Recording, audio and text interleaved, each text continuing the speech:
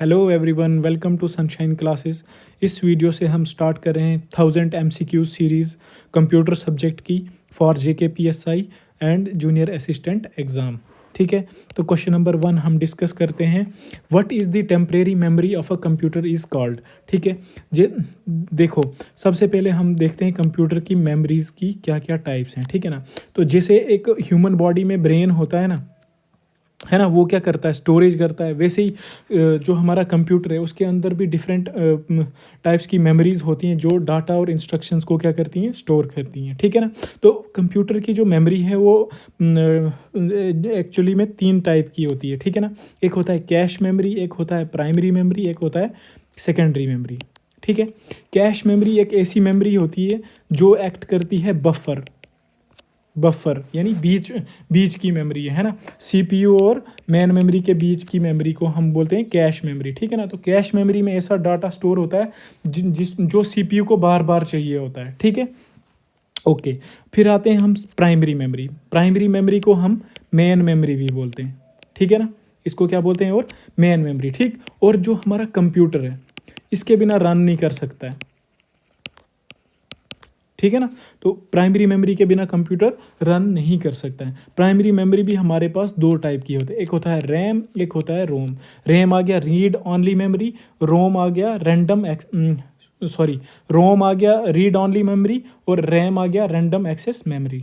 ठीक है ना, देखो रैम पता क्या होता है, रैम हमारी एक वॉलेटाइल मेमोरी है।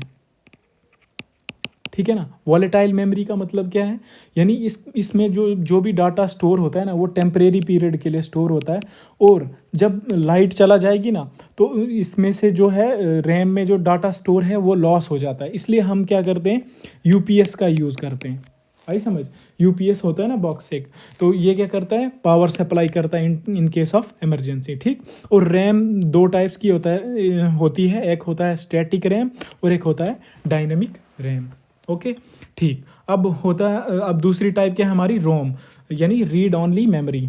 ठीक है ना, अब ये भी 3 तरह की होती है, एक होता है PROM, एक होता है EPROM और एक होता है EEPROM। ठीक है ना, PROM की फुल फॉर्म क्या है, programmable read only memory. EPROM की फुल फॉर्म है हमारी erasable and programmable read only memory, और EEPROM की फुल फॉर्म है हमारी electrically erasable and programmable read only memory. ठीक है, अच्छा, ये जो रोम होती है ना ये हमारी होती है नॉन वॉलेटाइल। क्या होती है, नॉन वॉलेटाइल, यानी इसमें जो भी डाटा है वो परमानेंटली स्टोर होता है और लाइट जाने पे इसका जो डाटा है वो लॉस नहीं होता है। अब हम बात करते हैं सेकेंडरी मेमोरी की। ठीक है, सेकेंडरी मेमोरी भी क्या है हमारी, नॉन वॉलेटाइल है। ठीक है ना, जो प्राइमरी मेमोरी होती है इसकी स्टोरेज कैपेसिटी क्या होती है, कम होती है, इसलिए हम सेकेंडरी स्टोरेज डिवाइसेस का यूज़ करते हैं ताकि हम लार्ज अमाउंट में जो है डाटा वो स्टोर कर पाएँ। इसकी एग्जांपल क्या है, जैसे हमारी हार्ड डिस्क आ गई, CD-ROM आ गई, DVD-ROM आ गई, पेन ड्राइव्स आ गई हमारी, और SD कार्ड हो गया। SD की फुल फॉर्म क्या आती है, सिक्योर डिजिटल कार्ड। ठीक है, तो क्वेश्चन नंबर 1 आगे का आंसर क्या आएगा हमारा, what is the temporary memory of a computer is called RAM. ठीक है, question number 2, what is the function of BIOS की फुल फॉर्म क्या है हमारी, बेसिक इनपुट आउटपुट सिस्टम। ठीक है ना, तो इसका काम क्या, ये एक फर्मवेयर है। क्या है ये, फर्मवेयर। ठीक है ना, तो जब कंप्यूटर हम बनाते हैं ना तो उसी टाइम पे ये इंस्टॉल करके होता है कंप्यूटर के अंदर। ठीक है, इसका काम क्या होता है, जो कंप्यूटर है वो इजीली क्या हो, स्टार्ट करे और जितने भी कंपोनेंट्स हैं वो फंक्शन करेक्टली करें, इसका ये काम होता है, यानी ये मैनेज करता है ये चीज़ें। ठीक है ना, तो इसका क्वेश्चन नंबर 2 का आंसर क्या हो जाएगा, लोड दी ऑपरेटिंग सिस्टम।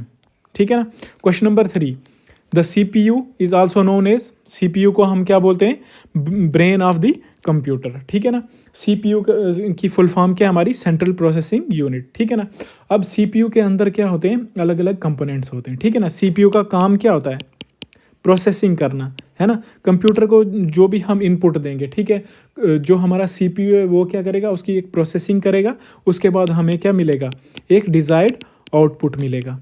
ठीक है ना, अब जो CPU है हमारा इसके अंदर अलग अलग कंपोनेंट्स होते हैं, जैसे ALU हो गया, CU हो गया और MU हो गया। ALU की फुल फॉर्म क्या है, अर्थमेटिक एंड लॉजिक यूनिट, ठीक है ना। यानी एडिशन करनी हो, सब्ट्रैक्शन करनी हो, मल्टीप्लाई करना हो, डिवाइड करना हो, तब हम क्या करें, इसको बोलेंगे अर्थमेटिक यूनिट, है ना। जब लॉजिकल यानी कंपेयर करना हो, हमने इंक्रीजिंग डिक्रीजिंग, आई समझ, इस टाइप की क्वांटिटीज़ में जब कंपेयर करना हो तो तब हम लॉजिक यूनिट यूज़ करते हैं सीपीयू का, ठीक है। फिर होता है सी यू यानी कंट्रोल यूनिट। इसको हम क्या बोलते हैं, मैनेजर ऑफ कंप्यूटर, या फिर हम इसको और क्या बोल सकते हैं, nervous system of the computer भी बोलते हैं। किसको, कंट्रोल यूनिट को। और एम यू क्या हो गया, मेमोरी यूनिट। एम यू क्या हो गया हमारा, मेमोरी यूनिट, यानी ये स्टोरेज के लिए काम आएगा, ठीक। तो इसका आंसर क्या हो जाएगा, क्वेश्चन नंबर 3 का, brain of computer. Question number 4, what is the smallest group of bits is called. देखो, अब कंप्यूटर में जो डाटा स्टोर होता है ना, इसको हम वेरियस साइजेस में डिवाइड कर सकते हैं। जैसे 0 और 1 की जब स्टोरेज होगी ना, इसको हम बिट बोलते हैं। यानी बिट की फुल फॉर्म क्या होती है, बाइनरी डिजिट्स, ठीक है ना। जब हमारे 4 बिट्स मिलते हैं तो एक निबल बनता है, और जब हमारे 8 बिट्स मिलते हैं तो एक बाइट मिलता है। ये आपने थोड़ा याद कर देना है, मोस्ट इम्पॉर्टेंट, ठीक है ना। यानी 1 KB किसके बराबर होता है, 1024 बाइट। तो ये आपने याद करना है। GB आ गया, TB यानी टेराबाइट, PB आ गया पेटाबाइट, ठीक है। तो इसका आंसर क्या हो जाएगा, what is the smallest group of bits is called nibble, है ना। स्मॉलेस्ट ग्रुप ऑफ बिट्स क्या है, निबल है। समझ आया आपको, ठीक। Question number 5, which one of the following is a type of primary memory. मैंने आपको अभी ऊपर डिस्कस किया, प्राइमरी मेमोरी कितने टाइप्स की है, 2 तरह की, एक होता है रैम, एक होता है रोम। तो इसका क्वेश्चन नंबर 5 का आंसर क्या आ जाएगा हमारा, रैम आ जाएगा, ठीक है। What is the correct file extension for MS Excel file, ठीक है ना। अब देखो, जो हमारे MS ऑफिस के अंदर सॉफ्टवेयर आते हैं, एप्लीकेशन सॉफ्टवेयर कौन कौन से, MS वर्ड आ गया, ठीक है ना, MS एक्सेल आ गया, MS पावर पॉइंट आ गया, ठीक है ना। तो इनमें जब भी हम कोई फाइल बनाते हैं ना, तो जब हम उसको सेव करेंगे तो उस फाइल के नेम के आगे कुछ एक एक्सटेंशन होती है, तो वो इन सभी की अलग अलग है, ठीक है ना। तो हमने ये याद रखना, इस पे MCQ बनता ही बनता है। तो MS एक्सेल की जो हमारी फाइल एक्सटेंशन है वो क्या है, XLSX, ठीक है। और DOCX किसकी है, MS वर्ड में जब हम फाइल सेव करेंगे उसकी है। PPT आ गया, जब MS पावर पॉइंट में हम प्रेजेंटेशन बनाएंगे, उसके बाद उसको सेव करेंगे तो उसकी फाइल एक्सटेंशन आ जाएगी, ठीक है। Question number 7, what is the main function of function keys F1 to F12, ठीक है ना, on a keyboard. Function keys हमारी कितनी होती हैं, ठीक है, 12 होती हैं, ठीक है ना। मुझे बताओ आप, न्यूमेरिक कीज कितनी होती है कीबोर्ड में, ठीक है ना। इसका आंसर आप मुझे कमेंट सेक्शन में देना, ठीक है। तो इनका काम क्या होता है, एग्जीक्यूट करते हैं कुछ स्पेशल कमांड्स, ठीक है। Okay, question number 8, what does Ctrl+Z do in MS word, ठीक है ना। तो इसका Ctrl+Z एक शॉर्टकट की है, किसकी, अनडू के लिए, ठीक है ना। अगर हमने रीडू करना है कोई भी एक्शन, तो उसके लिए हम क्या करेंगे, Ctrl+Y। अगर कोई भी चीज़ कॉपी करनी है, हमने कोई भी MS वर्ड में कोई भी टेक्स्ट कॉपी करना है, तो उसकी क्या है, Ctrl+C। अगर पेस्ट करनी है तो Ctrl+V। Okay, question number 9, what is the primary use of USB। USB की फुल फॉर्म आ गई हमारी यूनिवर्सल सीरियल बस, ठीक है ना। ये क्या करता है, एक USB इंटरफेस प्रोवाइड करता है, ताकि हम जो भी डिवाइसेस हैं, है ना, उनको हम क्या कर सकें, कंप्यूटर के CPU बॉक्स से कनेक्ट कर सकें, ठीक है ना, ठीक। तो इसका क्या क्या काम होता है, डाटा ट्रांसफ़र में हेल्प करता है, पावर सप्लाई और communication between different devices of a computer, ठीक है ना। तो क्वेश्चन नंबर 9 का हमारा क्या आंसर आ जाएगा, डाटा ट्रांसफ़र, ठीक है। ओके, पावर सप्लाई, मोस्टली ये डाटा ट्रांसफ़र करता है, ठीक है ना। तो अब हम पावर सप्लाई वाला काट देते हैं इसको, ठीक है ना। डाटा ट्रांसफ़र करता है और कम्युनिकेशन मेंटेन करता है डिफरेंट डिवाइसेस के बीच में, ठीक है। Question number 10, what is the full form of wifi. Wifi की फुल फॉर्म क्या है हमारी, वायरलेस फिडेलिटी, ठीक है ना।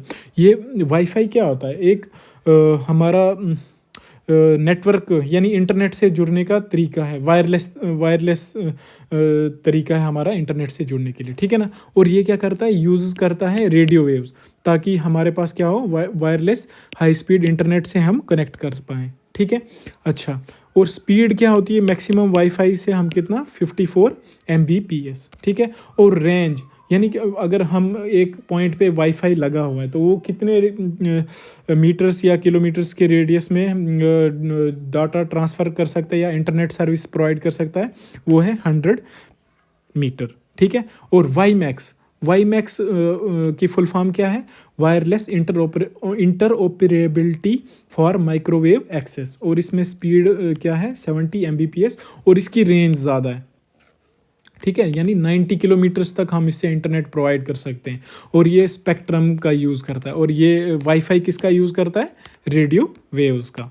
Question number 11, what does the shortcut की Ctrl+S डू।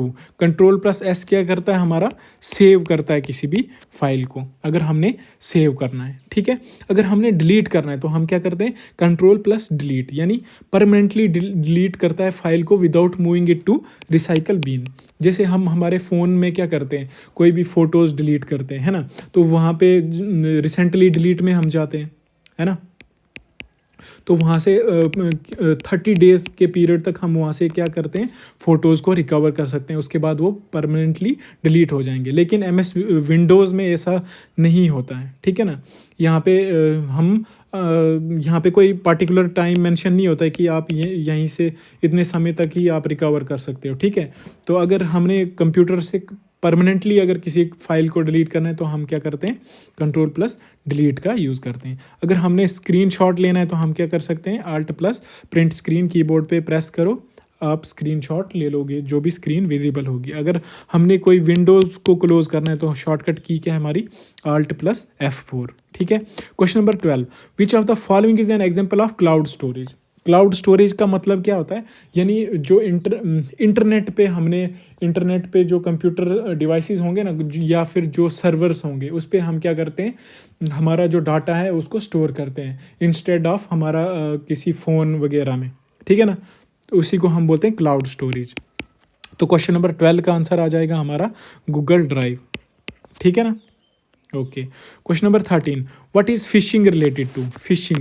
फिशिंग क्या है, एक साइबर क्राइम है ना। साइबर अटैकर्स जो होते हैं वो फिशिंग का यूज़ करते हैं, ठीक है ना। आपको क्या करेंगे, फेक ईमेल्स भेजेंगे। जो साइबर अटैकर्स होते हैं ना, वो क्या करेंगे, फेक ईमेल्स भेजेंगे, ताकि आपका जो डाटा है या डिवाइस है उसको आपकी परमिशन के बिना एक्सेस कर पाएँ वो, यानी हैक कर पाएँ, ठीक है ना। ये फेक ईमेल्स भेजते हैं। Question number 14, what is the main function of a motherboard. Motherboard को हम और क्या बोलते हैं, मेन सर्किट बोर्ड, ठीक है ना। इसका काम क्या होता है, ये जो भी डिफरेंट हार्डवेयर कंपोनेंट्स हैं कंप्यूटर के अंदर, उनके बीच में क्या करता है, एक कनेक्शन बनाता है, ठीक है ना। और ये सॉकेट या फिर स्लॉट प्रोवाइड करता है for installing CPU, RAM, GPU, sound card and other peripheral devices. GPU की फुल फॉर्म क्या होती है, ग्राफिक्स प्रोसेसिंग यूनिट, ठीक है। तो इसका आंसर क्या आ जाएगा, क्वेश्चन नंबर 14 का, कनेक्ट कंप्यूटर हार्डवेयर, ठीक है। Question number 15, how many bits are there in IPv4 address, ठीक है। अब देखो IP की फुल फॉर्म क्या है, इंटरनेट प्रोटोकॉल, ठीक है ना। तो जितने भी हमारे डिवाइसेस होते हैं, ठीक है ना, उनका एक पर्टिकुलर एड्रेस होता है, जिससे जो सर्वर हैं वो आइडेंटिफाई कर सकते हैं डिवाइस को ऑन अ नेटवर्क, ठीक है ना। तो इसका आंसर हो जाएगा हमारा 32, ठीक है ना। IPv4 और एक होता है IPv6 एड्रेस, तो ये कितने बिट्स का होता है, आई थिंक 128 बिट्स का होता है, ठीक है। तो इस वीडियो को हम यहीं पे से ख़त्म करते हैं, और आप कंप्लीट MCQ सीरीज़ देखना फॉर JKPSI एग्ज़ाम, ठीक है। Okay, take care.